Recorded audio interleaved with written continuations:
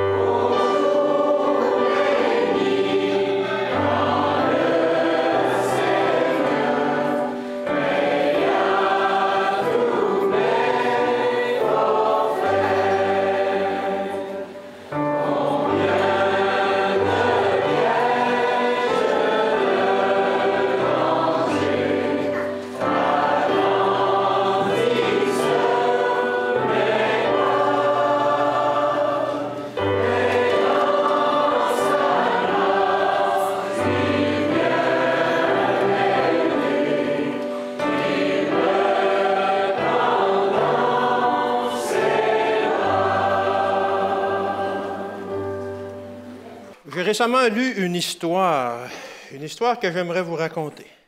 Je ne sais pas si c'est une histoire vraie, parce qu'elle est un peu invraisemblable. Je n'ai pas pu retracer son origine, j'ai cherché voir si c'était vraiment un fait, mais je vais quand même vous raconter cette histoire-là, parce que ça va me servir justement à illustrer la prédication que je vais vous faire. Alors, c'est l'histoire d'un chauffeur d'autobus scolaire. Chaque jour, il conduisait 35 enfants d'âge scolaire, de 6 à 12 ans, de l'élémentaire, soit qu'il les apportait vers l'école qu'ils fréquentaient le matin, durant le jour qu'ils fréquentaient, ou soit qu'il les rapportait vers leur demeure le soir après les classes. Alors un jour, alors qu'il conduisait son autobus, il arrivait en haut d'une colline et il amorce la descente. Et comme l'autobus prend de la vitesse, il vient pour freiner et la pédale descend dans le fond, pas de frein. Qu'est-ce qu'on fait dans ce temps-là? On panique un peu, on pompe les freins pour voir s'il reste un peu d'huile pour que ça ralentisse, mais il ne se produit absolument rien. L'autobus prend inexorablement de la vitesse et puis tout ce qu'il reste à faire, c'est de descendre la côte en espérant qu'il y ait le moins de dégâts possible. À un moment donné, il a pensé qu'il peut-être qu'il pourrait prendre le champ qui se trouvait à côté et que là, l'autobus pourrait s'arrêter contre un arbre ou quelque chose et qu'il n'y aurait pas trop de dégâts, mais comme il y avait un gros fossé de chaque côté de la route, c'était quelque chose d'impensable pour lui, parce que l'autobus allait déjà trop vite et il savait très bien qu'en prenant le fossé, il y aurait malheureusement sûrement beaucoup de victimes. Alors, il s'est mis à réfléchir vite, comme on fait dans ces situations-là, et il a pensé, il dit, en bas, il y a une route transversale ou une jonction avec une route transversale où il tourne d'habitude. Alors, il dit, je ne pourrai sûrement pas tourner. Quand je vais tourner, l'autobus va se renverser et il va y avoir aussi beaucoup de victimes. Mais il a pensé aussi que cette route-là, il n'y a pas beaucoup de circulation et que de l'autre côté de la route, en face de la route qu'il descendait, il y avait une route privée où il pourrait prendre cette route-là et ça commençait à monter un peu, où l'autobus ralentirait doucement et qu'elle pourrait s'arrêter sans qu'il y ait trop de dégâts. Alors, il descendit donc la colline à toute allure avec son autobus, puis la bande d'enfants qui hurlaient en arrière de terreur. Et il arrive au bas de la colline et il a vu que dans le chemin privé qu'il devait prendre, il y avait une barrière. Mais ce n'est pas grave, une barrière, c'était quand même pas une barrière infranchissable. Il dit, la barrière, l'autobus va enfoncer la barrière et sans trop de dommages, et je vais pouvoir traverser et prendre cette route privée-là. Mais malheureusement, il a aussi aperçu, sur la barrière, il y avait un jeune enfant qui était assis là puis qui envoyait la main. Qu'est-ce qu'on fait? Est-ce qu'on tourne? Là, on renverse l'autobus et il y a beaucoup de victimes, ou on enfonce la barrière et malheureusement blesser l'enfant ou même le tuer même.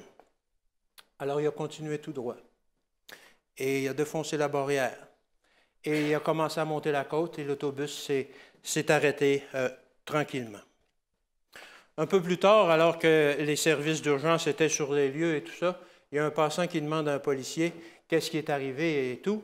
Et le policier lui raconte ce qui est arrivé et que malheureusement, le jeune enfant a été tué. Et qu'il lui dit, bien, il y a juste finalement le chauffeur d'autobus qui a été apporté à l'hôpital parce qu'il souffre d'un violent choc nerveux. Alors le passant lui dit, bien, au moins, il peut se consoler, il y a eu juste une victime au lieu d'avoir les 35 victimes, les 35 enfants qui sont morts dans l'autobus ou qui sont blessés. Mais le policier, il dit, vous ne comprenez pas. Il dit, c'est parce que l'enfant qui était assis sur la barrière, c'était le fils du chauffeur d'autobus qui était venu pour saluer son père alors qu'il passait. Alors, c'est une histoire incroyable, n'est-ce pas? Mais c'est aussi un tel choix que Dieu a dû faire à un certain moment. Laisser mourir une bande d'hommes et de femmes pécheurs et rebelles ou sacrifier son Fils pour sauver ces gens et montrer à tous leur amour à ce peuple qui était trop souvent insupportable. L'amour de Dieu, c'est un drôle d'amour. C'est un amour qu'on ne peut pas vraiment comprendre. Alors que je vous raconte cette histoire-là, ça semble invraisemblable, mais c'est pourtant ce que Dieu a vécu. La meilleure démonstration de cela se trouve dans le verset que nous venons de lire, Jean 3, verset 16. « Car Dieu a tant aimé le monde qu'il a donné son Fils unique, afin que quiconque croit en lui ne périsse point, mais qu'il ait la vie éternelle. » Vous y comprenez quelque chose, vous, que Dieu il a accepté de sacrifier son propre Fils, l'être auquel il tient le plus au monde, pour sauver ne serait-ce qu'un seul homme rebelle et pécheur? Ben moi, ça me dépasse. Je n'arrive pas à comprendre cela. Ma logique m'empêche d'accepter que je puisse accepter que mon propre Fils puisse être sacrifié, qu'il puisse être condamné à mort et qu'il puisse être exécuté pour sauver quelqu'un qui me méprise, qui ne m'aime pas déjà. Pour moi, c'est impensable.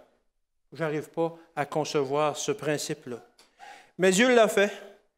Et même si je ne peux pas comprendre la grandeur de cet amour-là, je dois seulement l'accepter, cette vérité-là, par la foi, car ça dépasse ma compréhension. Dieu m'aime. Dieu vous aime.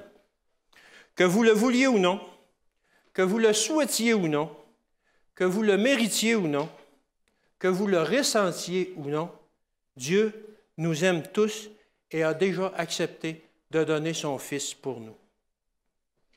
Un jour, un homme se rendit au chevet d'un de ses amis mourants. Son ami, bien que croyant, lui avoua que parfois il se demandait si vraiment il serait sauvé, si Dieu l'aimait assez, suffisamment. « J'aime Dieu, dit-il, mais je ne sais pas si j'ai mené une assez bonne vie pour être sûr qu'il m'accueille au paradis, qu'il m'aime suffisamment pour ça. » Alors l'homme a choisi alors de lui faire comprendre l'amour de Dieu par une illustration. « Tu sais, lui dit-il, à la maison, j'ai une petite fille. Elle n'a même pas 1 an. Je la prends souvent dans mes bras puis sur mes genoux. Elle ne marche même pas encore. Je l'observe avec admiration tout ce qu'elle fait. Ses sourires, pour moi, sont un grand réconfort. J'adore lorsqu'elle me sourit et qu'elle me regarde. Mais tu sais, je pense qu'elle ne m'aime pas vraiment. En tout cas, pas encore. Si j'étais en train de me mourir d'un cancer, puis si je souffrais, ça ne lui ferait rien. Quand je pars pour travailler, puis que je suis absent, elle ne s'en rend même pas compte. Si je mourrais dans quelque temps, elle s'en rendrait probablement même pas compte, et puis dans quelque temps, elle aurait même oublié mon visage. Mais je l'aime quand même. C'est ma fille. Je l'aime parce que, justement, c'est ma fille, c'est la mienne. Et c'est exactement pour ces raisons-là que Dieu nous aime aussi. Malachie 3, 17, dans la version Martin, ça nous dit ceci. Et ils seront miens, a dit l'Éternel des armées, lorsque je mettrai à part mes plus précieux joyaux. Nous sommes les siens. Nous sommes la possession de Dieu et il compare cette possession à de précieux joyaux. Nous sommes les joyaux de Dieu, nous sommes les perles de Dieu. Dieu regarde à nous comme un joaillier regarde à ses possessions, comme un trésor à protéger. Mais Dieu ne nous regarde pas comme des marchandises. Dieu nous regarde avec un autre œil que ça. Dieu nous regarde comme quelqu'un qui a encore beaucoup plus de valeur qu'une marchandise. Jean 3 au verset 1. Jean 3 au verset 1. Voyez quel amour le Père nous a témoigné pour que nous soyons appelés enfants de Dieu. Et nous le sommes. Alors, on n'est pas seulement des joyaux, on est les enfants de Dieu. Si Dieu nous considère comme ses enfants, c'est sûr qu'il nous accorde une très grande valeur et qu'il ne veut pas nous perdre. C'est parce que nous sommes ses enfants que Dieu nous aime. C'est pour cette raison que Dieu nous aime. Nous sommes sa possession, nous sommes ses enfants. En fait, la valeur de l'homme repose sur la quantité d'amour que Dieu a pour lui.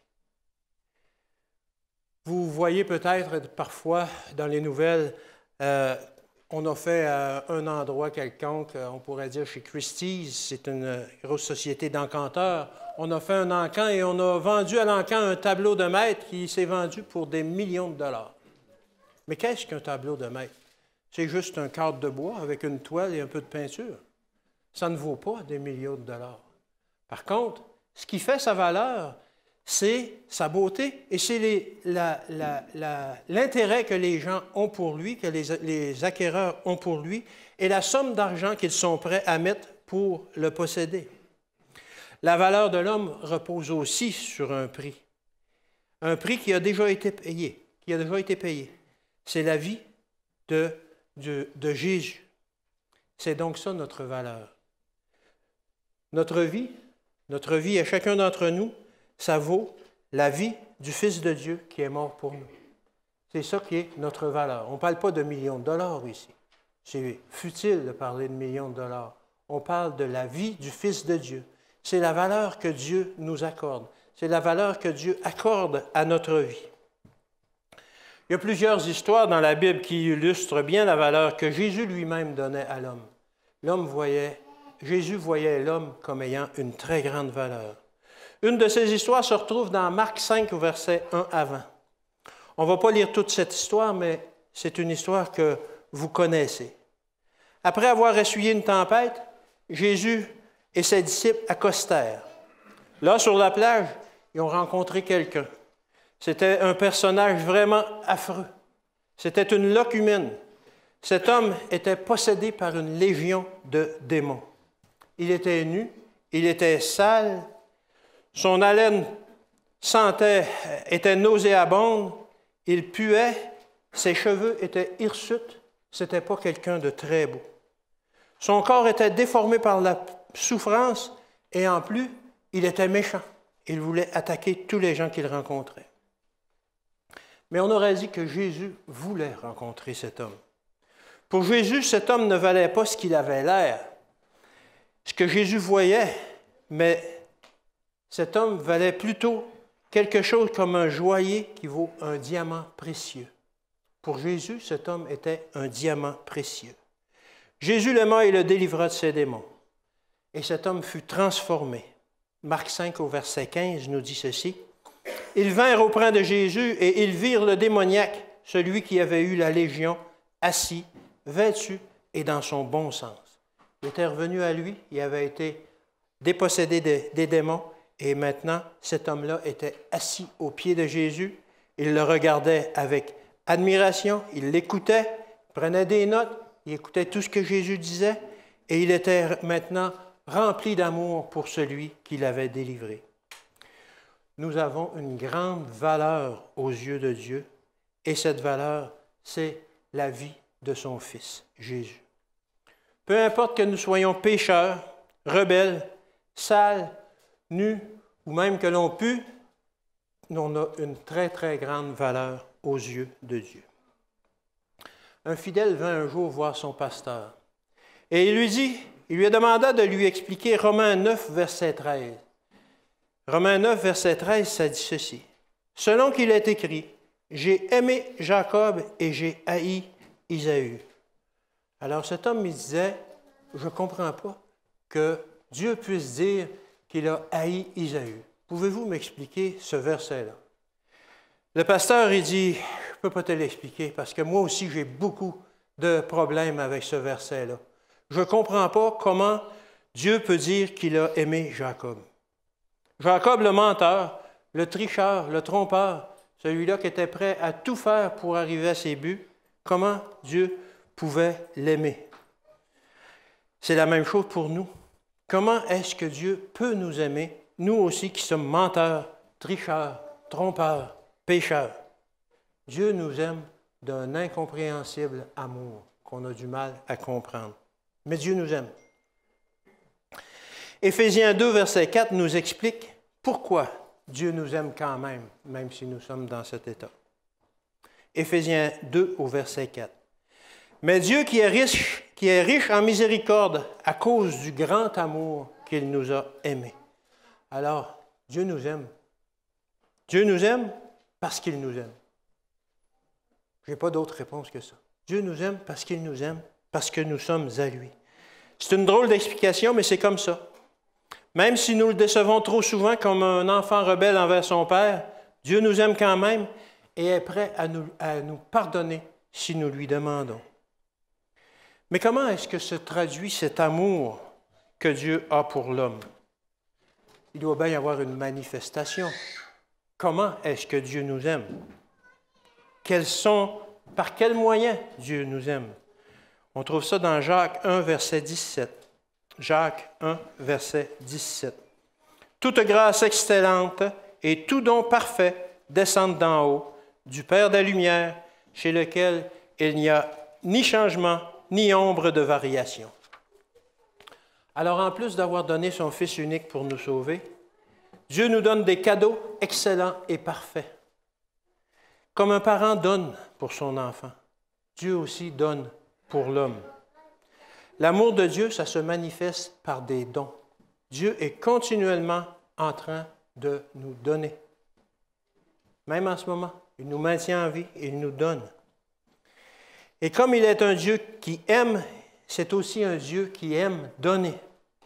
Matthieu 7 au verset 11. Matthieu 7, verset 11. « Si donc, méchants comme vous l'êtes, vous savez donner de bonnes choses à vos enfants, à combien plus forte raison votre Père qui est dans les cieux donnera-t-il de bonnes choses à ceux qui les lui demandent? » Dieu aime utiliser des comparaisons que nous pouvons comprendre. De là, cette comparaison qu'il nous donne de son amour comme l'amour d'un père pour son enfant. N'est-il pas vrai que tout parent va tout faire son possible pour donner le meilleur à son enfant? Tous les parents vont faire ça, c'est naturel. C'est la même chose pour Dieu. Son plus grand désir est de nous donner le meilleur possible. Un parent est même prêt à donner le meilleur possible à un enfant ingrat, à un enfant rebelle. Et c'est la même chose pour Dieu. Dieu aussi va faire la même chose. Matthieu 5 au verset 45. Matthieu 5, verset 45. « Afin que vous soyez fils de votre Père qui est dans les cieux, car il fait lever son soleil sur les bons et sur les méchants, il fait pleuvoir sur les justes et sur les injustes. » Dieu donne à tous, bons ou mauvais, pécheurs ou non, justes ou injustes. Dieu est un Dieu qui donne. Peu importe que nous ayons beaucoup ou que nous ayons peu, tout ce que nous avons vient de Dieu. Paul le souligne dans 1 Timothée 6 au verset 7. 1 Timothée 6 au verset 7. Il le dit tout simplement, car nous n'avons rien apporté dans ce monde. On n'a rien apporté. Tout ce qu'on a, ça nous vient du temps présent, ça nous vient de quelqu'un d'autre parce que nous n'avons rien apporté dans ce monde. Job tenait aussi le même discours. Vous savez sûrement ce verset, Job 1 au verset 21. Job 1 au verset 21. « Je suis sorti nu du sein de ma mère. Alors Job, il dit, je n'avais rien quand je suis arrivé au monde. Je suis arrivé au monde, je n'avais absolument rien. Mais David nous informe d'où viennent nos richesses, d'où vient ce que nous possédons maintenant, autant matériel que spirituel. Psaume 24 au verset 1. Psaume 24 au verset 1.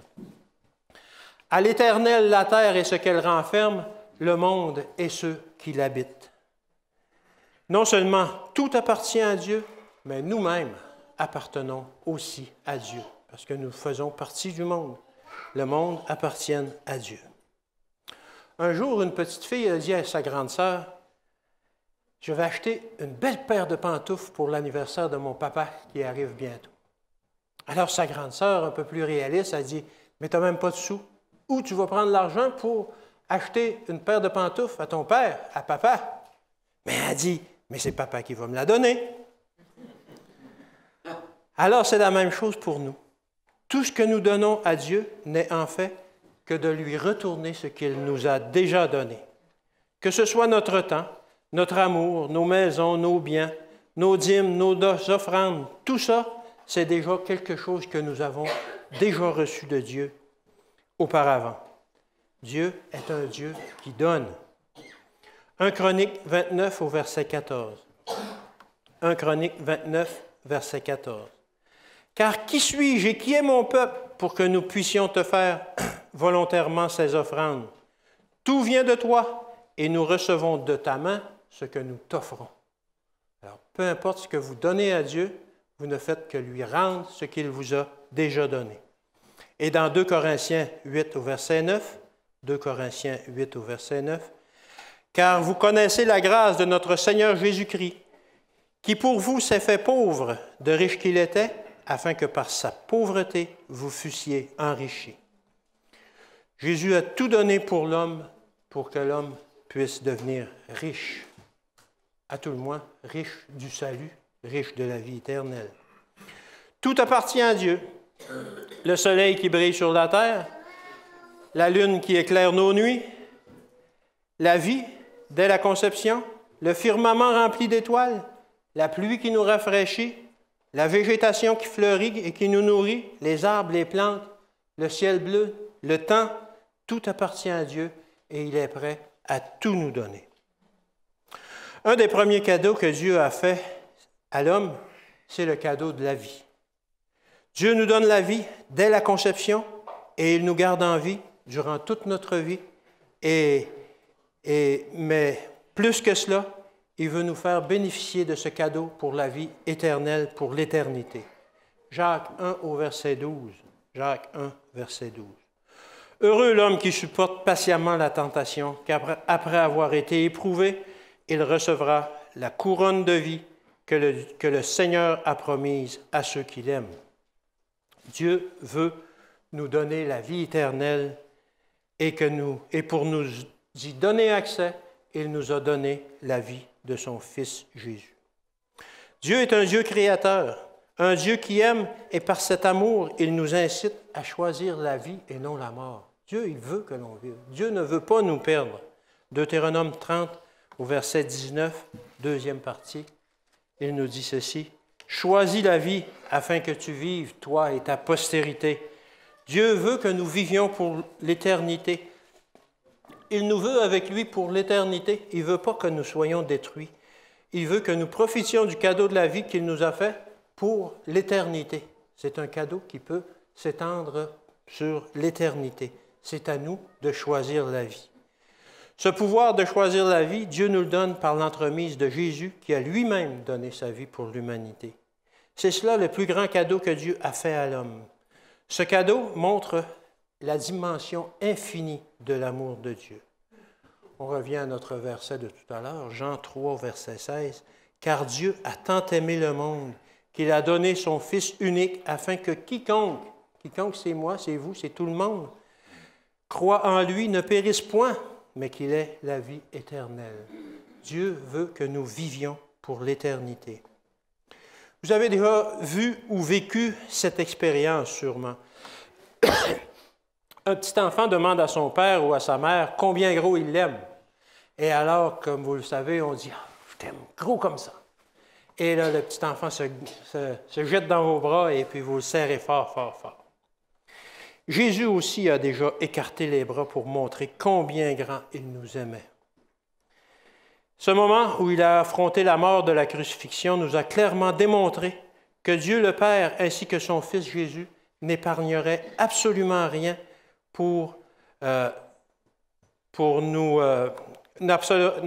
n'épargnerait aucun sacrifice pour donner tout ce qui est nécessaire à l'homme pour avoir le salut. Dieu a donné la vie de son Fils pour notre rédemption. Ésaïe 53, verset 5. C'est par ses meurtrissures que nous sommes guéris. Dieu a donné son Fils pour sa rédemption. Jésus a donné sa vie afin que nous puissions utiliser sa mort comme prix déjà payé pour couvrir nos péchés. Alors, à plus forte raison, Dieu est encore prêt à ne rien épargner pour mener l'homme au salut. Il est prêt à mettre à notre service l'armée céleste afin de nous y conduire. La seule chose qui peut l'empêcher de réaliser sa mission, c'est notre cœur rebelle qui refuse d'accepter un tel cadeau. Romains 8, verset 38. Romains 8, verset 38. Lui qui n'a point épargné son propre Fils, mais qui l'a livré pour nous tous, comment ne nous donnera-t-il pas aussi toutes choses à venir? Il y a quelque chose qui vient de pair avec le cadeau de la vie de Jésus pour sauver l'humanité. Par la mort de Jésus, nous avons maintenant accès à la vie éternelle. Et c'est par la justification que nous y avons maintenant droit. Par la vie sans péché et par la mort de Jésus, le chrétien peut maintenant se prévaloir de cette sentence payée gracieusement afin de nous justifier devant le Père. Romains 6 au verset 23. Romains 6, 23. Car le salaire du péché, c'est la mort, mais le don gratuit de Dieu, c'est la vie éternelle en Jésus-Christ, notre Seigneur. Pour le pécheur qui accepte cette justification, cette sentence n'existe plus. La sentence de mort n'existe plus. Pas parce qu'il la mérite, mais plutôt qu'il est maintenant caché par la vie sans péché de Jésus. Ésaïe 61 au verset 10. Ésaïe 61, verset 10. Je me réjouirai en l'Éternel, mon âme sera ravie d'allégresse en mon Dieu, car il m'a revêtu des vêtements du salut, il m'a couvert du manteau de la délivrance, comme la fiancée s'orne d'un diadème, comme la fiancée se pare de ses joyaux. Le seul moyen d'avoir accès à la vie éternelle, c'est d'accepter humblement que Jésus nous couvre de la robe de justice qu'il a chèrement acquise et qu'il offre maintenant gracieusement à qui veut se confier à lui. Peu importe nos œuvres, que l'on ait fait de bonnes œuvres ou que nos œuvres aient été mauvaises au cours de notre vie, nous devons tous nous revêtir de cette robe pour avoir accès au salut. Les seules œuvres qui comptent maintenant, c'est les œuvres que Jésus lui-même a accomplies sur cette terre. C'est cela la justification. Dieu est un Dieu qui aime, Dieu est un Dieu qui donne. Un autre cadeau que Dieu a donné à l'humanité, c'est le sabbat. Dieu savait bien qu'on aurait besoin d'une journée de repos durant la semaine. Cette journée spéciale que Dieu a lui-même instaurée en Éden afin de pouvoir passer la première journée de vie avec Adam et Ève, l'homme aussi en a besoin à chaque semaine pour passer du temps avec Dieu. Et c'est pour ça que cette journée est encore d'actualité. C'est même parmi ses commandements, parce que Dieu veut absolument que nous soyons en contact avec lui. Ésaïe 58, versets 13 et 14. Ésaïe 58, 13 et 14. Si tu retiens ton pied pendant le sabbat, pour ne pas faire ta volonté en mon saint jour, si tu fais des sabbats tes délices, pour sanctifier l'Éternel en le glorifiant, si tu l'honores en ne suivant point tes voies, en ne te livrant point à tes penchants et à de vains discours, alors tu mettras ton plaisir en l'Éternel, et je te ferai monter sur les hauteurs du pays. Je te ferai jouir de l'héritage de Jacob, ton père, car la bouche de l'Éternel a parlé. Le sabbat est une bénédiction. un cadeau de Dieu pour l'homme par lequel nous pouvons entrer en relation spéciale durant 24 heures avec le Père et avec son Fils qui a accepté de donner sa vie pour nous. Un autre cadeau que Dieu nous donne, un autre cadeau que Dieu nous a fait, c'est le cadeau du Saint-Esprit. Jean 14 au verset 26. Jean 14, 26. Mais le Consolateur, l'Esprit Saint, que le Père enverra en mon nom, vous enseignera toutes choses et vous rappellera tout ce que je vous ai dit. Bien qu'il ait déjà été à l'œuvre depuis le début de la création de l'humanité, le Saint-Esprit est maintenant particulièrement à l'œuvre depuis que Jésus est retourné au ciel. Et son œuvre est grandiose. C'est par lui qu'une poignée d'hommes ont fait connaître en une génération le salut à toute l'humanité. C'est par lui que la parole a été préservée jusqu'à nos jours, malgré les efforts qu'ont fait tant de gens et tant de puissances pour la détruire. C'est aussi par le Saint-Esprit que nous pouvons avoir aujourd'hui une Église active qui peut continuer la mission de répandre l'Évangile de par le monde. C'est par lui, tout comme à la Pentecôte, alors qu'il a donné aux apôtres le moyen d'aller propager l'Évangile, que nous avons aussi encore les moyens de continuer la même mission qu'ils avaient à ce moment. 1 Corinthiens 12, versets 7 à 11. 1 Corinthiens 12, versets 7 à 11. Or, à chacun la manifestation de l'Esprit est donnée pour l'utilité commune. En effet, à l'un est donné par l'Esprit une parole de sagesse, à un autre une parole de connaissance, selon le même Esprit, à un autre la foi, par le même Esprit, et à un autre le don de guérison, par le même Esprit, à un autre le don d'opérer des miracles, à un autre la prophétie, à un autre le discernement des esprits, à un autre la diversité des langues, à un autre l'interprétation des langues. Un seul et même Esprit opère toutes ces choses, les distribuant à chacun, en particulier comme il le veut. Ces dons de l'Esprit, ce n'est pas des dons naturels que l'on a déjà, mais c'est plutôt des dons spirituels que l'Esprit donnera à chacune des personnes qui voudra bien se mettre à son service afin de disperser le message du salut. Notre Dieu est un Dieu qui aime, un Dieu qui donne. Dieu est un Dieu qui pourvoit constamment et continuellement aux besoins des individus de la terre entière, et en particulier à ceux de son Église. L'amour de Dieu est tel qu'il m'est difficile de la comprendre parfaitement. C'est tellement grand que ça dépasse mon entendement. Cet immense amour que Dieu a pour moi, pour vous, pour l'humanité, incite chacun d'entre nous à se mettre à son service. Dieu a besoin de nous pour faire connaître cet immense amour aux gens qui nous entourent, au monde entier. Dieu veut nous utiliser pour cette mission. Est-ce qu'on va accepter de se mettre à sa disposition, de se faire ses instruments pour faire connaître cet immense amour de Dieu autour de nous? Mais c'est mon souhait et ma prière pour chacun d'entre nous, que l'on accepte humblement d'être ceux qui vont faire briller l'amour de Dieu autour de nous. Amen.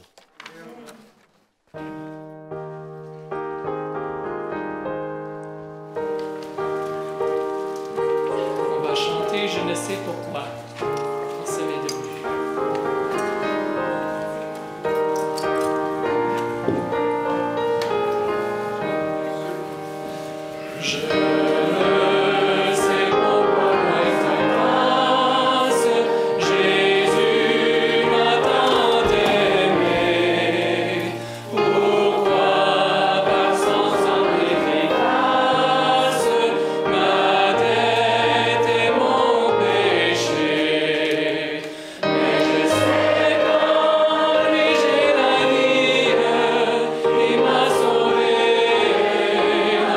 Amour.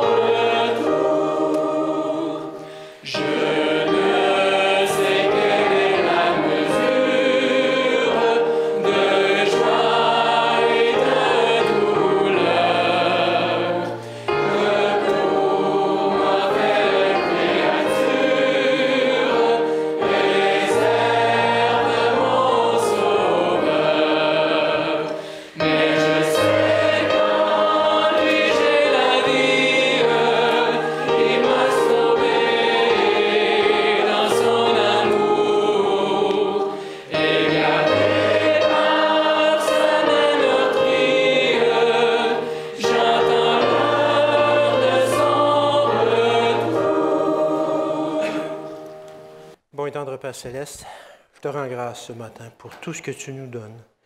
Que ce soit la vie, que ce soit la nature, tout nous vient de toi. Que ce soit nos possessions, nos biens, tout nous vient de toi. Mais particulièrement, je te rends grâce pour le salut que tu mets disponible pour chaque homme ici présent et chaque homme sur cette terre par le sang glorieux de ton Fils bien-aimé.